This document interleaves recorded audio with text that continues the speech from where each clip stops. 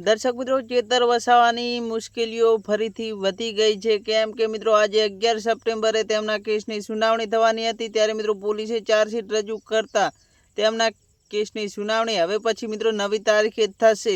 તેમને આજે 11 સપ્ટેમ્બરે પણ જામીન મળ્યા નથી. મિત્રો ચેતર વસાવાના તારીખો ઉપર તારીખો આપવામાં આવી રહી છે. ત્યારે મિત્રો ડેડિયાપાડાના લોકો અને આદિવાસી સમાજ ખૂબ જ ગુસ્સે ભરાઈ ગયો છે. કેમ કે ચેતર વસાવાને મિત્રો 2 મહિના આસપાસ થયું પરંતુ જામીન મળ્યા નથી. મિત્રો તેઓ 3 દિવસ માટે 8, 9 અને 10 સપ્ટેમ્બરે તેઓ જેલની બહાર આવ્યા હતા. તેમને હંગામી જામીન મળ્યા હતા. કેમ કે જે વિધાનસભાનું ચોમાસું સત્ર હતું તેઓ પોતાના ડેડિયાપાડાના લોકોના પ્રશ્નો રજૂ કરી શકે એ માટે તેમને 3 દિવસ માટે બહાર કાઢવામાં આવ્યા હતા. પરંતુ 10 તારીખે રાત્રે તેમને વડોદરા સેન્ટ્રલ જેલમાં પાછું જવું પડ્યું હતું. ત્યારે આજે 11 સપ્ટેમ્બરે તેમના કેસની સુનાવણી થવાની હતી.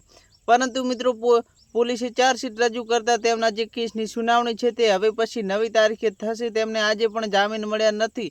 તેમને નવી તારીખો રજૂ થઈ છે. હવે મિત્રો જોવાનું એ રહેશે કે ચેતર વસાવાને હજુ પણ કેટલો સમય જેલમાં રોકાવું પડશે. કેમ કે તારીખ ઉપર તારીખો આપવામાં આવી છે. 2 મહિના આસપાસ થઈ પરંતુ હજી સુધી ચેતર વસાવા જેલની બહાર આવતા નથી.